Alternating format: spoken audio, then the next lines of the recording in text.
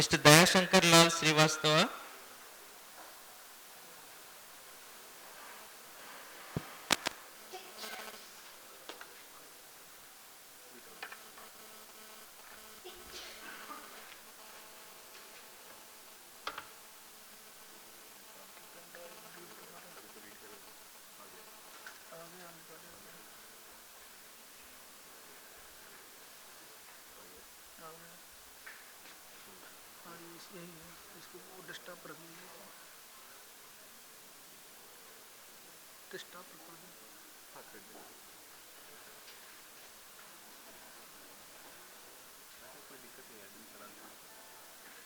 Problem आती है desktop से कुछ चल रहा है.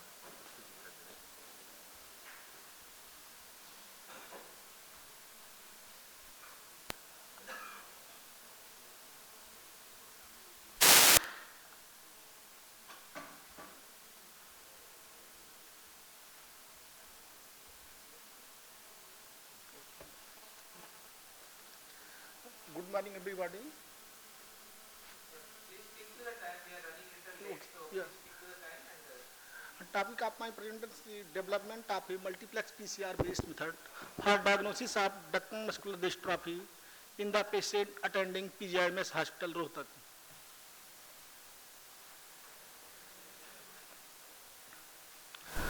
Now coming brief background about DMD. DMD is a X-linked genetic disorder recognized by progressive degeneration of muscles. At its onset is generally before age 6 years. Muscles weakness first affects feet, fronts of tight hips, belly, shoulder and elbow, and later on it affects hands, face and neck muscles. Most children become unable to walk by age 10. Incidence rate it's in India is 1 in around 3,500 newborn males. It is X-linked recessive condition, hence male affected and females act as a carrier.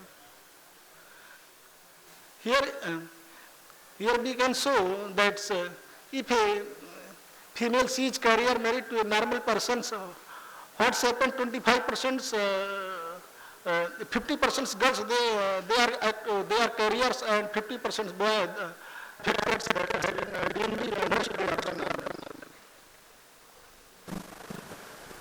There are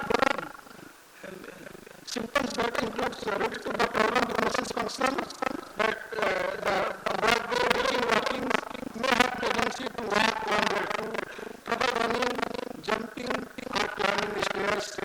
They fall easily, delay in sitting without guides and enlarged calf muscles. Learning to difficulties also have been occurring. They may have a sleep problem. Mental development is impaired at the IQ is below 75. So they have memory problem in carrying out daily functions, and increase in bone fractures due to decrease in bone density. In this disease, serum creatine phosphorus level, that CK level is increases greater than 10 to 100 times in compared to the normal levels. And these patients around 4 years rebound to health. So now coming to the diagnosis, first patients they see the elevation of CK levels, then later on go to muscles biopsy to see the absence of dystrophin proteins, and final confirmation is done by genetic or DNA testing. So I am working related to the DNA testing. DMD disease is caused by mutation in the dystrophin gene. This gene, dystrophin gene, contains 79 exons, which make up 0.6% of this gene. However, other embryonic regions that cover 99.4% of this gene. It encodes 427 kilodalton proteins, that name dystrophins, and this is the structure in detail. This dystrophin, it is a cell-carbon protein located adjacent to the sarcolemma membrane in myocytes. It concentrates at plasma membrane over the joints, where it finds a close mechanical link to cytoplasmic proteins. The dystrophin molecules anchor the surface layer of muscles to the square buckets, where you are seeing in the pictures, where the dystrophin glycan protein complex, it forms the intracellular contractile apparatus and the extracellular connective tissue matrix, that transferring the force of contraction to the connective tissue. Muscle cells that lack dystrophin are mechanically fragile and fail after a few years, hence progressive muscle weakness will occur. On the basis of these brief backgrounds, now I am coming on my aim and objectives. Since there is no treatment available for DMD, career detection and prenatal diagnosis remain important consideration for family with history of DMD.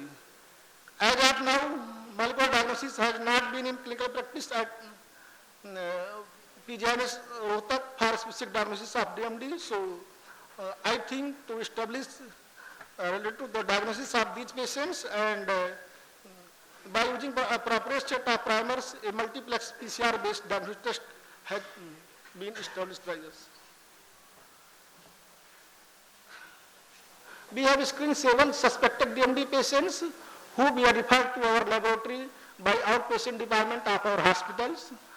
Genomic DNA was extracted from human peripheral blood and 21 is gene deletion in dystrophin gene we are tested by multiplex PCR method. These 21 gene deletion which we are doing, they cover up to 85%. If they have DMD, 85% we are diagnosis by only checking to these 21 gene deletions. So in between the exam 40 to 60, there common deletion that is occurring in the patients. So that region I also cover and another regions also too. So here is the multiplex PCR results. You can see the negative control that healthy individuals, pointer. Yeah, okay. Here exam 51 and 44, it is negative control showing, but in this patients, this exam is deleted. Exam 41 is deleted in this patients. If patient is DMD, there is at least one exam deletion will be occurring. And so another patients, here is exam 50 deletion is showing in these results, you can see too here. So these are another result pictures, similar way. In conclusion, out of 6 patients by our diagnosis, 6 patients demonstrated at least one exam deletion in the dystrophin gene. However, in one suspected patient, no deletion mutation was observed by us.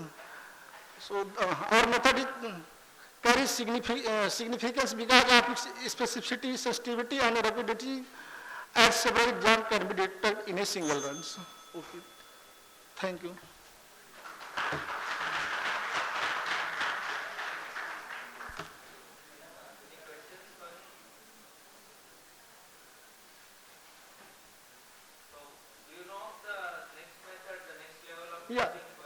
Yeah, LPA, in our hospitals, there is not so much facility, only we have PCR, so the facility which we have things and try to do that things. So multiplex PCR method I have used to there.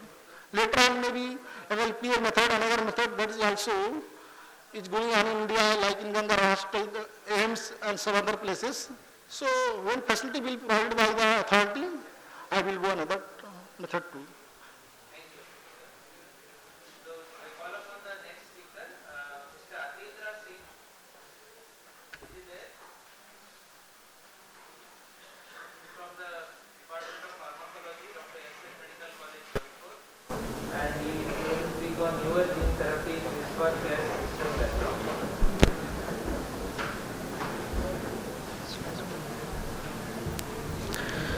Good morning, everyone. Chairperson and dignitary on desk and teachers and students. Today I am presenting my topic on newer gene therapy CRISPR-Cas9 system.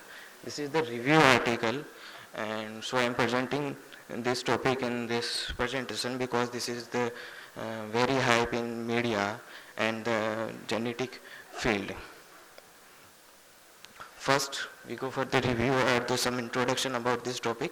What is the CRISPR? CRISPR is the cluster double interspace short palindromic repeats and associate CRISPR associate protein, that is the Cas9 system, was recently as efficient genetic technology in several prokaryote and eukaryotes.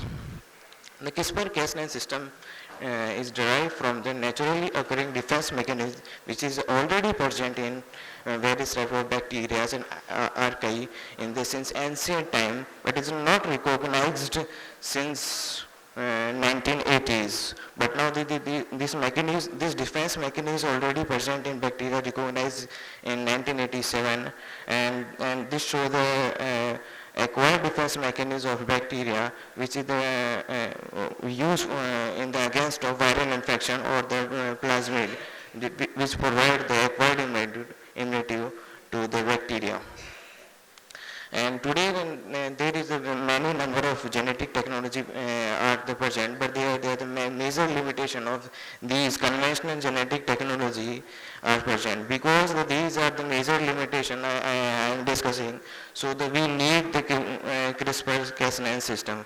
The first major limitation of genetic technology is the ability to select the specific gene and its modify or this alter it by modification or alternation by all the genes through the restrictions endonuclease enzyme, which recognize the normally 6 to 8 base pair of recognize and the cut the average system. If this recognize the 6 base pair, then it is cutting the average 4 to the power 6 4096 base pair.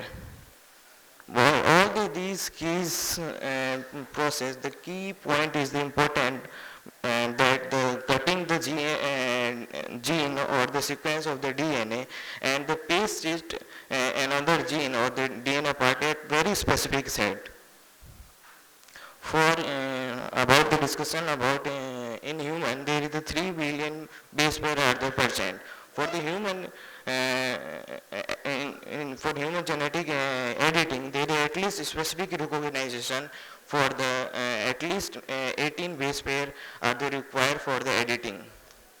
So all these major limitations are covered by the CRISPR-Cas9 system, which was recently introduced, and this is the correct the very accurate, fast and low cost gene cutting tools. This is the diagrammatic position that I am showing. This is the CRISPR-Cas9 system. Then it is how we cut the targeted DNA and editing or the further DNA repair. Actually, this is the technique which is the based on RNA directed.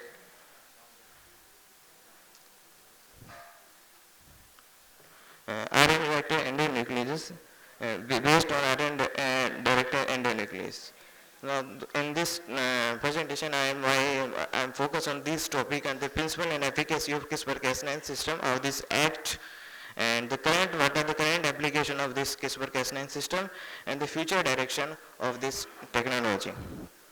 Now we give for some history. In 1987, the first is recognized, and after this recognition in 2007, it is the first practically evidence for the CRISPR-Cas9 system, and further research is going on, and till we are around 700 articles published about the CRISPR-Cas9 system. And basically we discovered about the mechanism of action of the CRISPR-Cas9 system, which is basically divided into the 3 types, type 1, 2, 3. But the most studied and the used mechanism is the type 2. In the type 2, when the foreign DNA enter in the bacteria, and there is the CRISPR location present in the bacteria genomes, and then there is the 2 copies of RNA are present. The first one is the CRISPR RNA, which are associated with the CRISPR RNA, and the second one are the trans-activated CRISPR RNA. Both these are RNA are attached to the viral DNA, and these are the close to the Cas9 system, and after these are the sequencing are the match with the viral DNA, and they cut the specific sequences using the PAM. What is the PAM? PAM is the proto-spector active adjacent motif. How this is the importance I will discuss further. And this is the diagnostic presentation of CRISPR-Cas9 system, that how the targeted DNA are the enter, and the Cas9, that is the protein or enzyme that unfold the targeted DNA, and the sgRNA. sgRNA is single guided RNA, which is the combination of CRISPR RNA and the transactivated CRISPR RNA. And when this is the match with the target RNA, and at the specific sequence, that is the PAM, which is the 3 nucleotide, and the HMH and REC, these are the endonucleotides that cut the targeted DNA as very specific site. And after the cutting, there is the double strand break are the present. And then these double strand break are the repaired by the two techniques. NHEG means non-homologous end joining, and SDR homologous directed repairs. In non-homologous homologous end joining, there is the either insertion or the deletion of that part which is cut by the CRISPR-Cas9 system. And in the SDR, there is the simple DNA repair by the bacterial genome, either by the knocking at the future fusion proteins and the specific mutation or the further. This is the this technique is better from the conventional technique and the GFNA and the Talon's system. This is the more accurate technique to cut the DNA and require the genetic material for editing for further. Now these I'm going to application. These application are the basic are the for this for animal modification. We get the transgenic animals in the very early and very early time. This is required the 3 months approximate. We get the transgenic animal, and the editing into the editing into the various crops, we get the fungicide resistance crops, and the editing in the some algae and the yeast, we get the biofuels.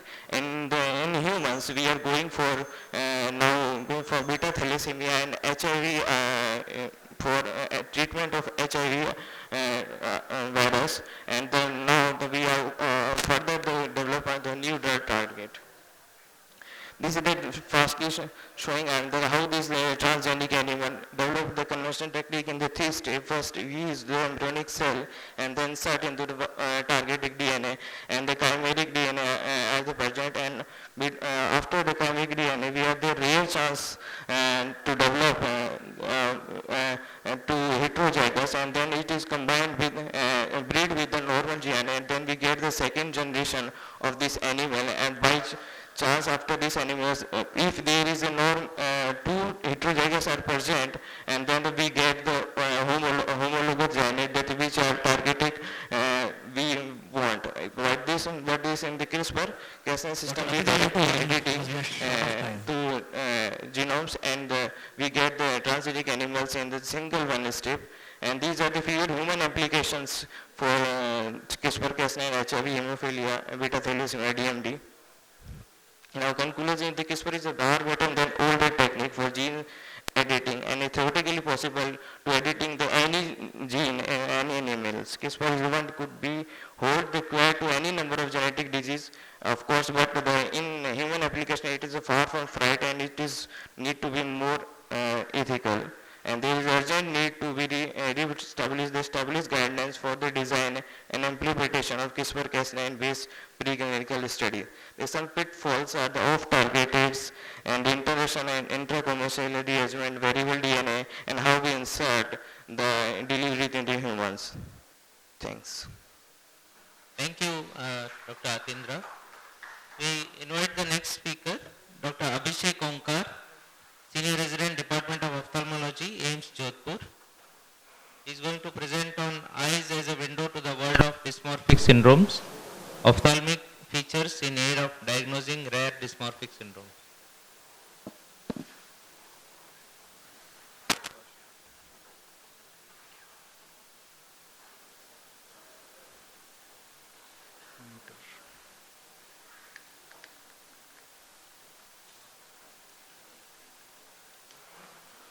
Respected chairpersons, teachers, and medical fraternity present here, good morning to all. No financial disclosures. 1 in 40 babies are born with a birth defect, as mentioned by Stokes et al. At this point of time, I'd also like to quote one of the earlier data presented by one of the early distinguished speakers who mentioned that 70 million children have 70 million individuals are affected with these disorders in India. So there are more than 1,800 syndromes that involve eye diseases as a component. And eye abnormalities are present in 1/3 of inherited systemic diseases, which is a huge chunk of it. And eye involvement is the fourth most common organ involvement after the integumentary system, nervous, and the musculoskeletal systems. At least 90% of the genes in the human genome are expressed in one or more of the eye tissues at some point during a person's life, starting with 3 weeks of age. And about a third of entries in the online Indian inheritance in man database include a term that refers to the structure or function of the eye. And unlike any other body organ, it allows direct visualization of the genetic phenomena as well. And there has been a landmass in ophthalmic genetics, the first, like the X-linked red-green color deficiency, also called the Daltonism, named after Dalton himself, which was the first X-linked disorder described. Popoc cataract or the pulverine cataract was the first human trait mapped on an autosome. Retinoblastoma was the first human cancer gene to be cloned, and LHON was the first mitochondrial disorder described. So what thickens the plot is, unequivocally, cytogenetics is the mainstay of diagnosis in dysmorphology, but there are limited number of genetic tests available, and other labor intensive ethical issues are involved, as mentioned by a report by American Genetic Council, with reports of racial discrimination being done by means of genetic testing. Monetary considerations are definitely a factor. There is a paucity of dysmorphologists as well. The list by the NORD and Genetic and Rare Disease Information Center keep updating information, but the features of this rare disease still remain cryptic, and they have not been well elucidated in the literature as well. So there is a pivotal role of ophthalmologists in these cases. The presence of a particular ocular sign known to be associated with a systemic disease is often a deciding factor in confirming the diagnosis. And it also plays an important role not in the clinical diagnosis and management, but also in genetic counseling and referrals to the appropriate subspecialties.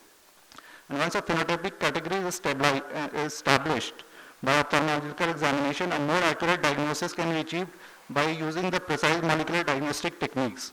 So considering these factors that ocular involvement in majority of syndromes is present, there is a paucity of dysmorphologists and the dearth of literature on rare syndromes.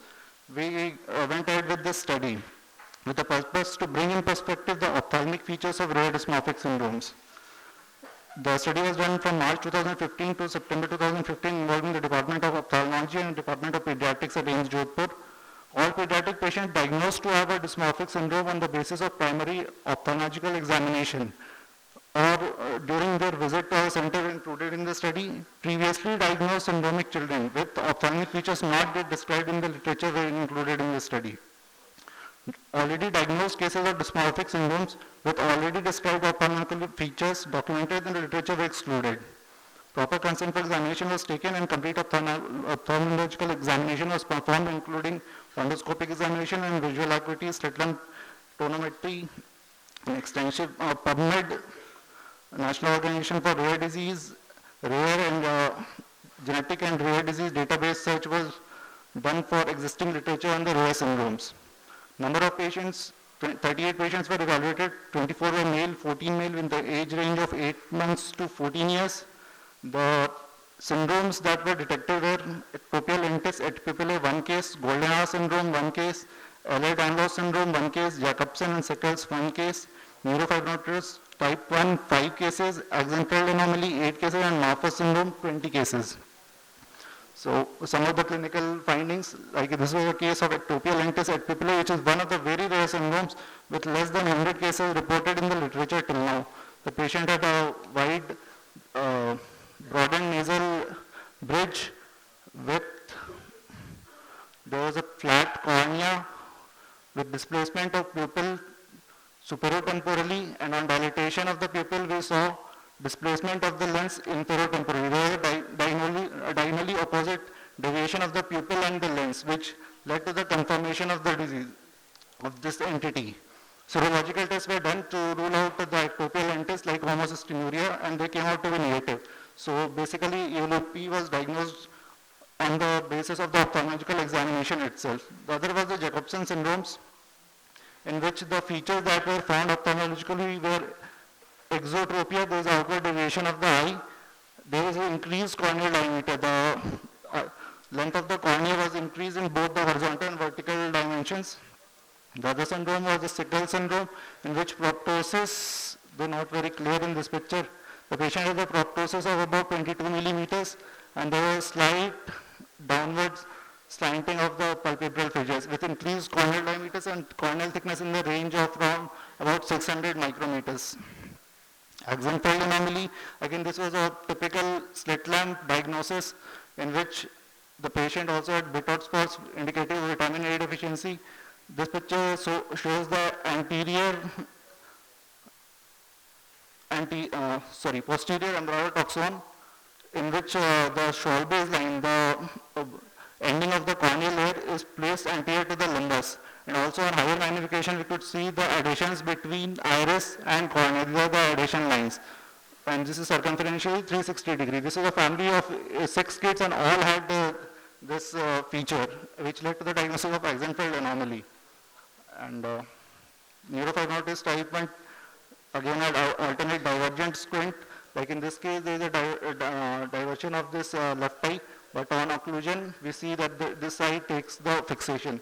So it is an alternate divergent squint. Granular corneal dystrophy, which was not earlier mentioned, was seen in this case. In one of the cases, and typical Lish nodules were present on the iris, and other cafe hollow spots were present on the chest. In the Morpher syndrome, there was subluxation of the lens temporally in both the eyes with typical wrist and thumb signs. Limbar delmoid, we can see the hair here. This study, apart from justifying ophthalmic examination and clinching diagnosis, adds to the existing literature of rare syndromes.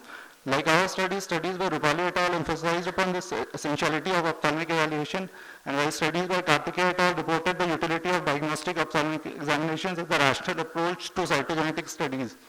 So to conclude, this study highlights the rare dysmorphic syndromes where ocular manifestations are significant. Dysmorphic syndromes can have varied unusual ophthalmic manifestations, which could also be the presenting feature aiding in their diagnosis. Also, patients with known syndromes will need to have their eyes specifically checked for complications.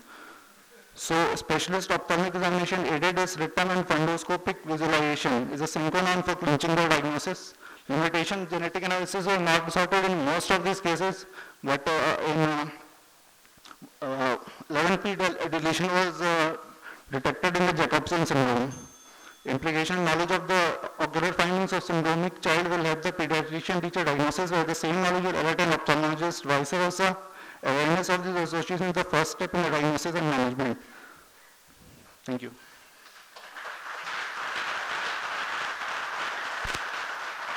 Thank you, Dr. Abhishek, for those nice pictures of the eye. If there are no more questions, so we end the oral presentation. So now it's my pleasure to invite the Dr. S.S. Agarwal Young Scientist Award winner for this year. So this award was instituted since last year in loving memory of our teacher Dr. S.S. Agarwal. And this year too we had multiple applications for this, and after review by 3 reviewers, we ultimately selected Dr. Abdul Muhid Birchol as the S.S. Agarwal Young Scientist Awardee for this year. I invite him to present his talk.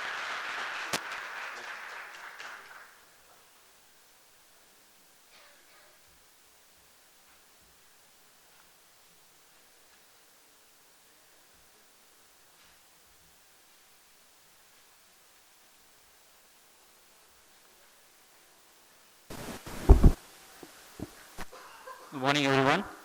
I thank Indian Academy of Medical Genetics for awarding me this award, and I thank organizing committee to give me an opportunity for delivering my paper, which was published in American Journal of Medical Genetics 2014. The paper entitled is GLNS mutation in Indian patients with